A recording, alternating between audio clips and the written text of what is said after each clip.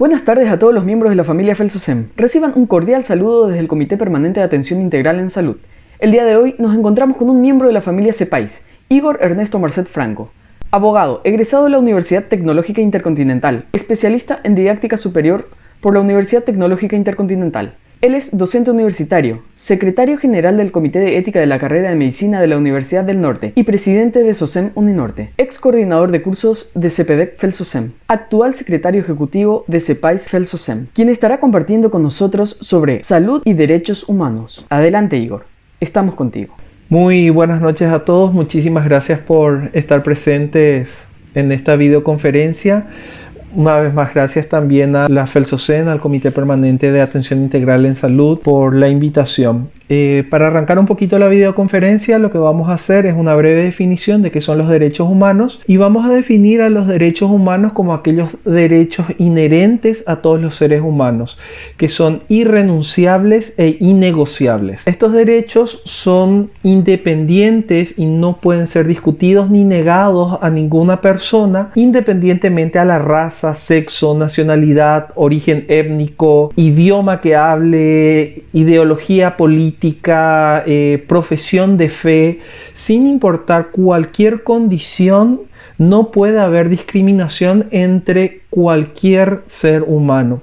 Y a esos derechos que no pueden establecerse discriminación entre tipos de seres humanos son a los que llamamos derechos humanos. Entre los derechos humanos se incluyen, por ejemplo, el derecho a la vivienda, a la libertad,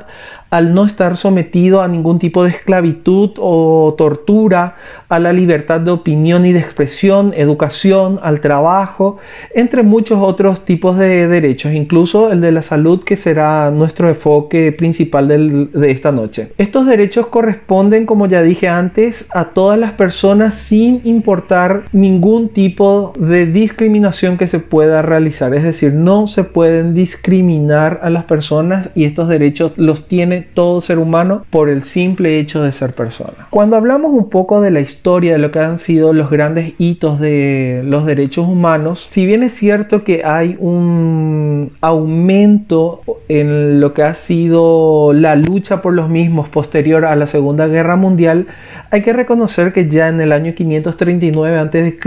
con la conquista de Babilonia, Ciro el Grande, que fue el quien conquistó Babilonia, dejó que todos los esclavos se fueran en libertad, reconociendo de esta manera la libertad de todo ser humano. Es decir, para entender un poquito, en el mundo antiguo los esclavos eran consideradas cosas, es decir, por más que sean personas, ellos no pasaban de ser un objeto más, como una mesa o como una silla o como cualquier objeto que podamos imaginarnos. Podíamos decidir incluso sobre la vida misma de nuestros esclavos. Cuando Ciro realiza esta acción, él está reconociendo que los esclavos no son cosas, sino que son personas. A su vez, otorgó lo que es la libertad religiosa y se convirtió así en el primer precursor de lo que son los derechos humanos. Posteriormente, ya en 1215,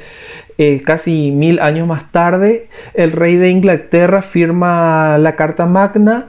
que es un documento que reconoce los derechos de las personas. En 1776, con la independencia de América, la Declaración de los Estados Unidos es un documento magnífico al expresar las libertades y la igualdad entre los seres humanos. Justamente establece muchos principios propios de los derechos humanos, dando a entender que todos los hombres del mundo son iguales y son libres. Ya la Revolución Francesa en 1789 amplía lo que son los derechos establecidos en cuanto a la Declaración de la Independencia de América y hace un hincapié en que estos derechos son naturales, es decir, no es algo que la sociedad decide que va a otorgar a las personas, sino que ya todo ser humano nace teniendo esos derechos, que es algo por ende innegociable y que nadie puede renunciar a ellos. Pero no solamente hace esto, sino va más allá en cuanto a lo que son las colonias europeas en América. Entonces también se reconocen los derechos humanos de las mismas y esto esto va a dar pie a numerosas revoluciones posteriormente de independencia de los pueblos americanos.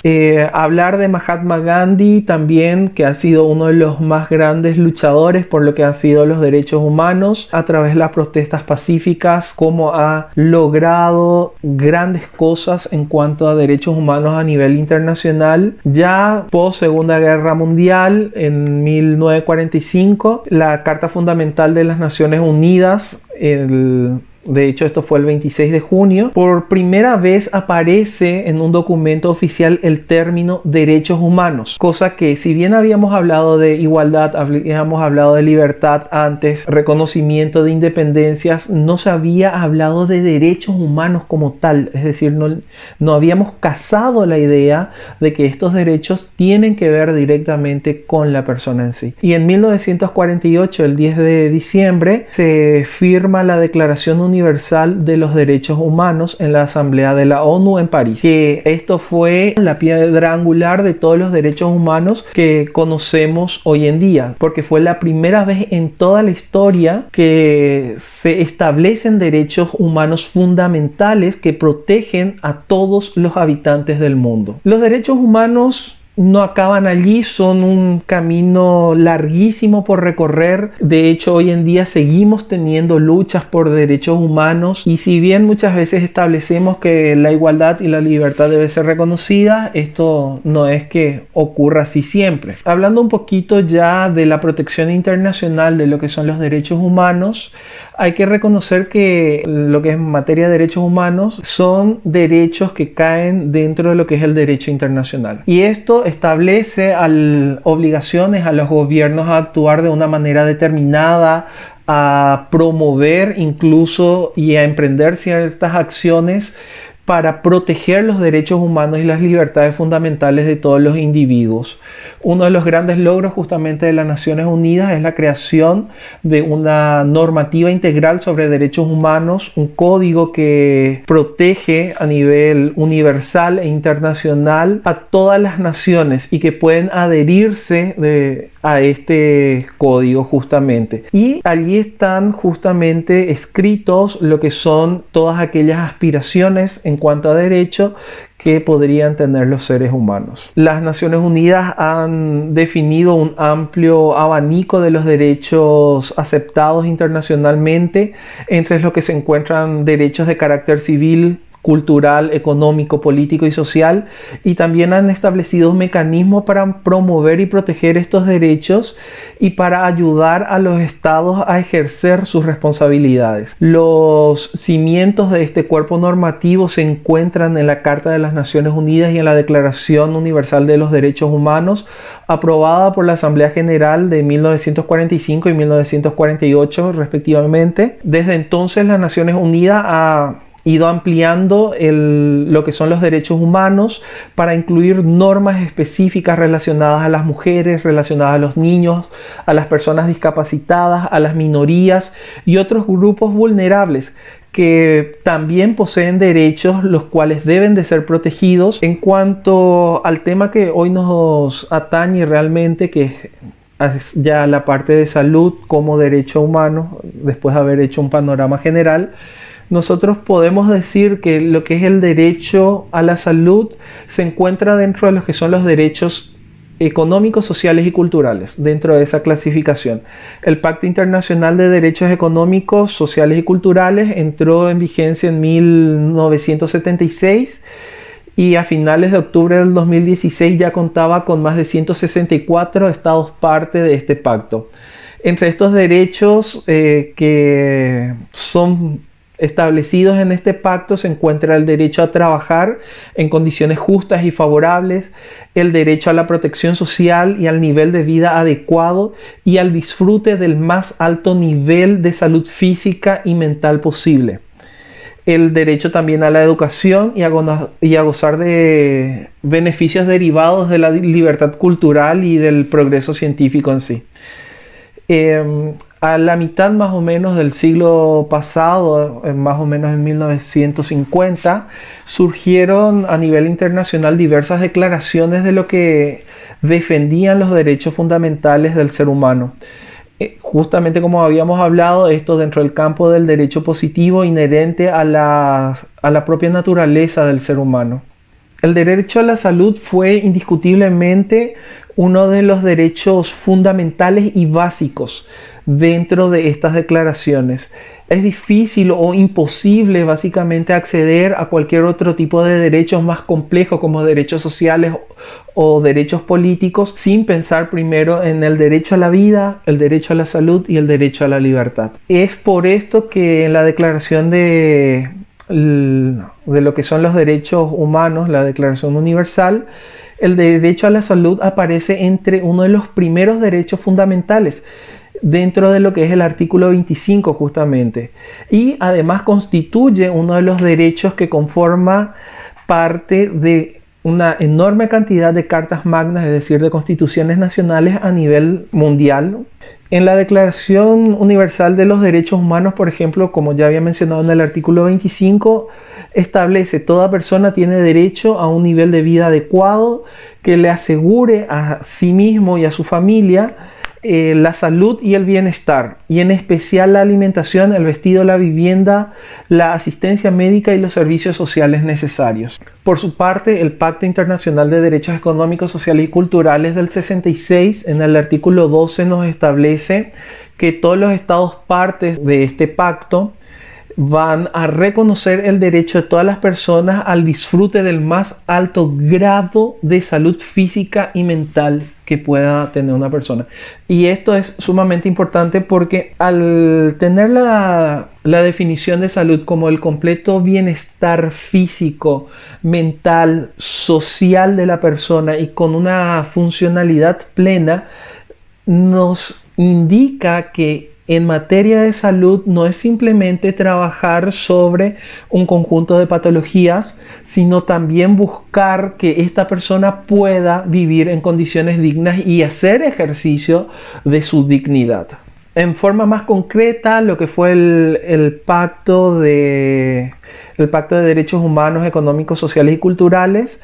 establecía una serie de acciones en las cuales había que trabajar, por ejemplo, la reducción de la mortinatalidad y la mortalidad infantil y el sano desarrollo de todos los niños, el mejoramiento de todos los aspectos en cuanto a lo que tiene que ver con higiene de trabajo y medio ambiente, la preservación y el tratamiento de las enfermedades epidémicas, endémicas, profesionales y de cualquier otra índole, y la lucha justamente contra estas enfermedades, la creación de condiciones que aseguren a todos asistencia médica y servicios médicos en casos de enfermedad, es decir, esta asistencia sanitaria debe de llegar a todas las personas sin necesidad de que exista un gasto de bolsillo necesariamente, o incluso si no puede haber discriminación a la hora de atender a una persona. Según las estadísticas de la OMS, ha habido una disminución de lo que es el gasto de bolsillo en la región de América en general. Actualmente el porcentaje de gasto de bolsillo en cuanto a salud es aproximadamente del 30% de los ingresos, pero esto no es así para todas las clases sociales. Este mejoramiento de la calidad de salud se ha percibido solamente en lo que son personas de clase alta. Sin embargo, las personas que son ya de clase baja o media baja, los porcentajes de gasto de bolsillo básicamente permanecen iguales. Esto lo que ha hecho es acrecentar o acentuar, mejor dicho, la brecha entre lo que son las clases con respecto al acceso a salud. Y implica que los gobiernos van a tener que realizar también una inversión más fuerte en lo que es materia de salud pública y cambiar un poco algunas mentalidades que, si bien se ha hablado de un nuevo paradigma hoy en día de lo que es la atención en salud, no tanto buscamos una salud asistencialista, sino buscamos más bien una preventiva. El cambiar el chip de cómo pensar para hacer salud pública y prevención en salud es algo que todavía está costándonos un poco. En forma resumida, podemos decir que cuando hablamos de derechos humanos y salud, existen tres valores fundamentales. Podemos decir que la salud es un derecho fundamental de todos los seres humanos, que la equidad en materia de salud y la solidaridad de acciones entre todos los países debe de existir, más en tiempos como los de hoy, que estamos ante una pandemia.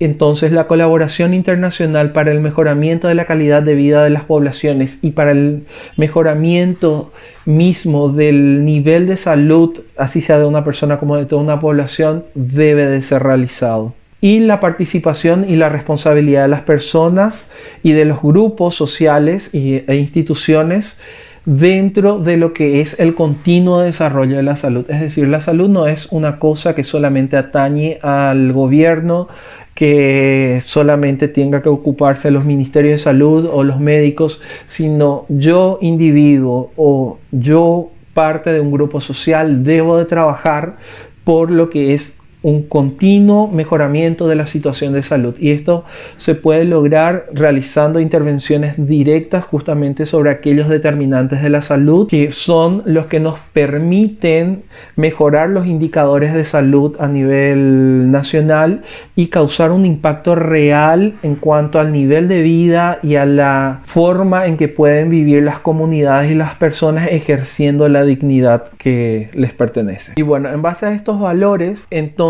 nosotros vemos que todos los seres humanos tienen derecho no solamente a ser asistidos por los servicios sanitarios, sino también tienen derecho a la curación y a la rehabilitación de sus estados de salud. También tienen derecho a ser objetos de políticas públicas que permitan información para la prevención de enfermedades y la promoción de los estilos de vida saludables y del mejoramiento de las condiciones de salud en sí de la población. En la actualidad se intenta que los poderes públicos compartan su responsabilidad en cuanto a lo que es la custodia de la buena salud con los titulares de los derechos a la salud, es decir, los propios ciudadanos, promoviendo acciones de salud pública, estilos de vida sanos y un medio ambiente saludable. Esto es un actuar antes que se produzca realmente un daño en la salud, y buscamos con esto entonces siempre evitar, mediante la información y los hábitos saludables, un deterioro de la condición de salud de las personas. Es por ello que los recursos económicos destinados a los servicios de salud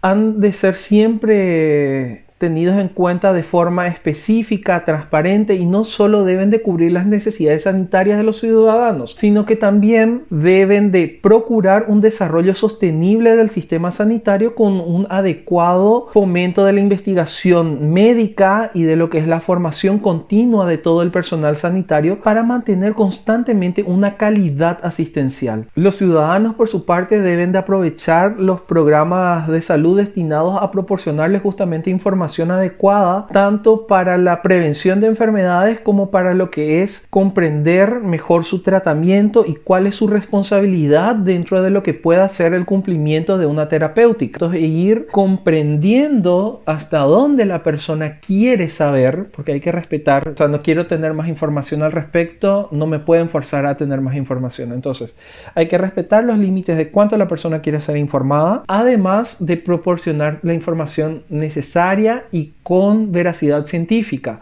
explicando y atendiendo siempre a que la persona comprenda exactamente lo que les estamos diciendo. Volviendo a hablar de lo que son los poderes públicos, si bien ellos no pueden descuidar lo que es la parte de programas de información al público, también deben de proporcionar a todos los ciudadanos canales adecuados para hacer saber cuáles son esos sistemas sanitarios. De nada me sirve a mí que un país tenga el mejor programa de asistencia sanitaria en cuanto a lo que es diabetes o prevención de enfermedades cardiovasculares, pero la población no los conoce. Entonces deben de establecerse cuáles son esos canales adecuados para hacer llegar la información del sistema sanitario a la población en general. ¿Y por qué esto? Porque un adecuado funcionamiento de los canales de comunicación entre paciente y sistema sanitario y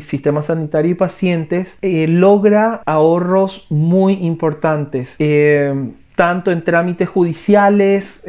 que en ocasiones llegan demasiado tarde a la hora de resolver problemas sanitarios, o incluso mejora lo que es la relación médico-paciente. También en cuanto a costos sanitarios en sí mismo, porque al tener la población mayor acceso a la información y hacer una modificación real de los hábitos de vida, entonces disminuye el gasto de bolsillo y disminuye costos de producción, como licencias que muchas veces en enfermedades cuestan mucho a los empleadores. Por darles un ejemplo, en mi país, en Paraguay, se ha modificado hace ya unos años lo que es la ley de jubilación, y es una locura porque una persona cruzando los 50 años, nosotros sabemos que la incidencia en enfermedades es mucho más alta. ¿Qué tiene que ver esto con los derechos humanos? Que yo debo de proporcionarle a mi trabajador y proporcionarle a toda persona el mayor nivel de vida posible, el mejor nivel de salud que pueda aspirar esa persona. Y sin embargo, si los exponemos a seguir trabajando, esto genera un costo también en lo que es licencias, reposos, permisos, y aumenta el gasto público en lo que es accidentes laborales y enfermedades profesionales. Entonces, el derecho a una vida digna también tiene que ver con que las personas puedan jubilarse a una edad adecuada. Bueno, tomando en cuenta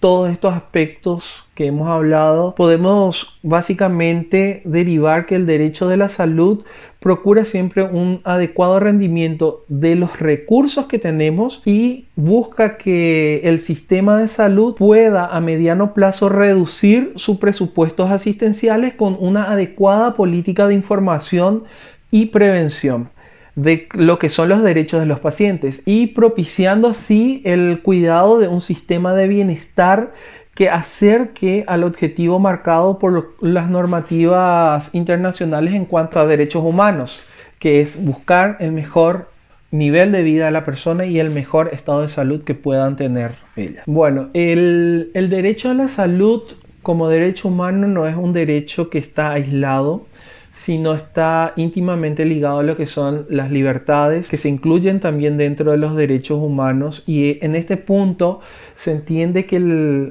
toda persona tiene el derecho de controlar su salud y su propio cuerpo, sin injerencias o algún tipo de presión externa. Es decir, yo persona tengo derecho a, si no voy a perjudicar a la población en general, decidir si me realizo un tratamiento médico o no.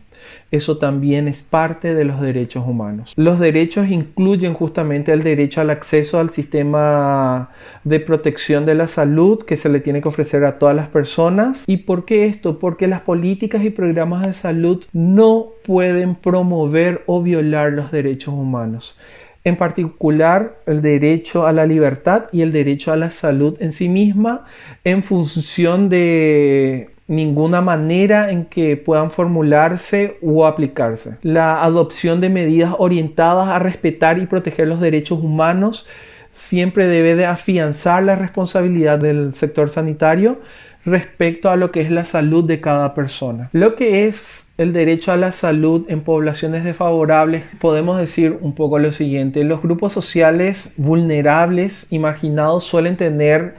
menos posibilidades de asistencia al derecho a la salud. 3 de las enfermedades transmisibles que tienen mayor índice de mortalidad son el paludismo, el VIH-Sida y la tuberculosis. Afectan desproporcionalmente las poblaciones más pobres principalmente, e imponen una tremenda carga económica. Por otra parte, la carga de morbilidad por enfermedades no transmisibles que con frecuencia se piensan que afectan a los países de altos ingresos, pero realmente afectan a toda la población en general. Miremos las cifras que tenemos en Latinoamérica de diabetes, de hipertensión, y son factores de riesgo que son modificables, que con una adecuada educación y con una adecuada política sanitaria podemos estar mejorando esto. En algunos países, por ejemplo, hay poblaciones mucho más vulnerables como las indígenas que están expuestas a mayores tasas de enfermedad y afrontan dificultades importantes para acceder a una atención sanitaria de calidad y que sea responsable en cuanto a respetar sus propias tradiciones. Estos grupos registran siempre tasas de mortalidad y morbilidad mucho más altas que la población en general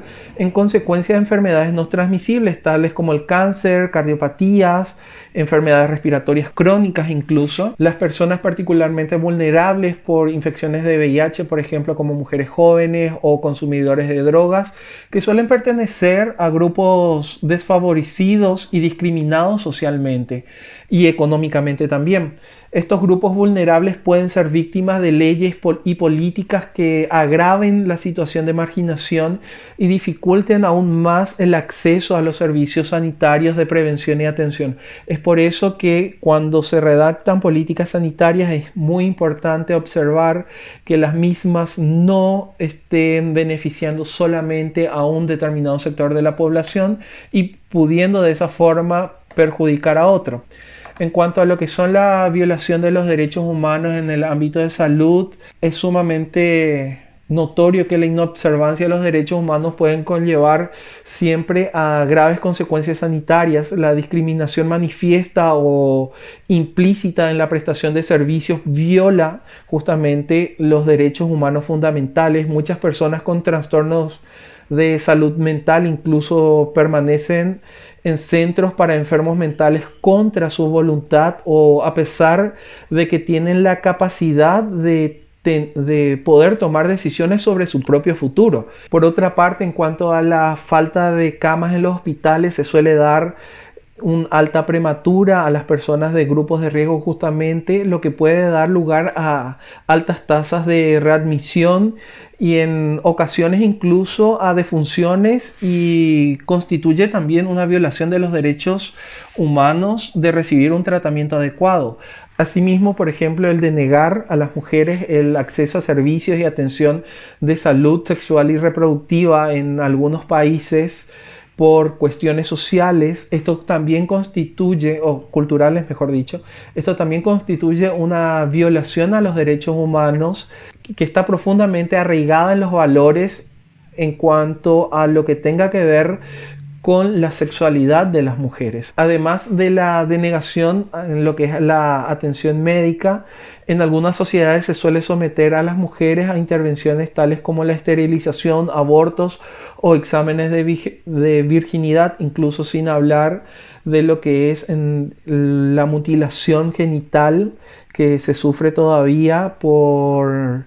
algunas culturas, especialmente en África. Para ir redondeando un poco el tema, porque es un tema bastante largo y apasionante y hoy estamos tratando de dar una pincelada general nada más, tenemos que tener un enfoque sanitario basado en derechos humanos, que ofrezca estrategias y soluciones que permitan afrontar y corregir las desigualdades, las prácticas discriminatorias y las relaciones de poder injustas, que suelen ser aspectos centrales de la inequidad de los resultados sanitarios. El objetivo de un enfoque basado en los derechos humanos es que todas las políticas, estrategias y programas se formulen con el fin de mejorar progresivamente el goce del derecho a la salud para todas las personas. Las intervenciones para conseguir esto se deben regir por los principios y normas que deben ser rigurosos, como la no discriminación, que es el principio que procura justamente garantizar el ejercicio de los derechos sin ningún tipo de distinción por motivos de raza, color, sexo, idioma o cualquier otra forma que se nos pueda ocurrir, como orientación sexual, estado de salud, si es una persona discapacitada o no. Incluso también tenemos lo que debe ser la disponibilidad, que debe de observar con un número suficiente de establecimientos y bienes de servicios públicos de salud, así como de programas de salud, garantizar siempre lo que es la accesibilidad a los establecimientos y bienes y servicios de salud para todas las personas. Debe de haber una aceptabilidad. ¿Esto qué quiere decir? Que todos los establecimientos, bienes y servicios de salud deben de ser respetuosos a lo que es la ética médica, a lo que es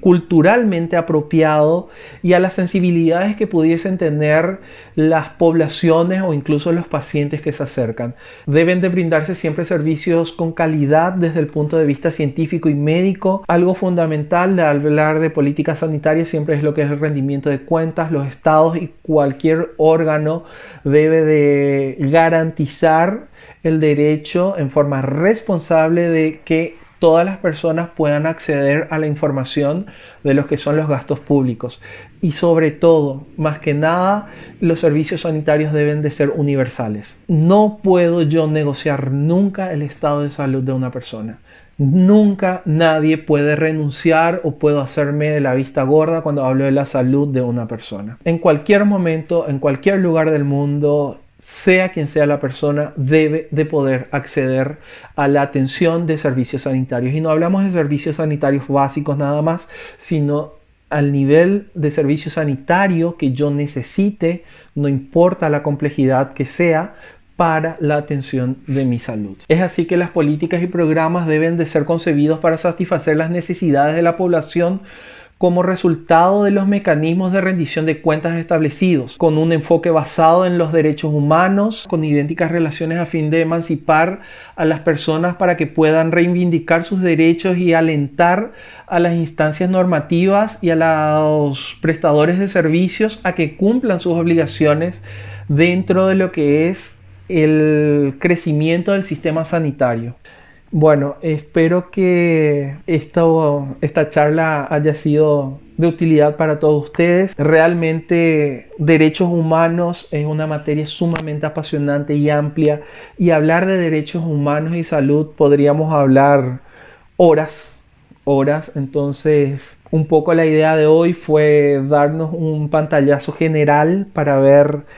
en qué situación nos encontramos con los derechos humanos y la salud, para ver qué derechos se pueden y qué condiciones se derivan de los mismos. Y ya yo creo que posteriormente con CEPAIS podemos seguir trabajando en una serie de videoconferencias o cápsulas incluso para poder ir reforzando un poquito y hablando un poco de aspectos más particulares de los derechos humanos dentro de salud. De mi parte, una vez más, gracias a todos por estar presentes en esta noche y una vez más, gracias por la invitación. Muchas gracias a todos por su presencia hoy. Nos despedimos de ustedes hasta una siguiente edición.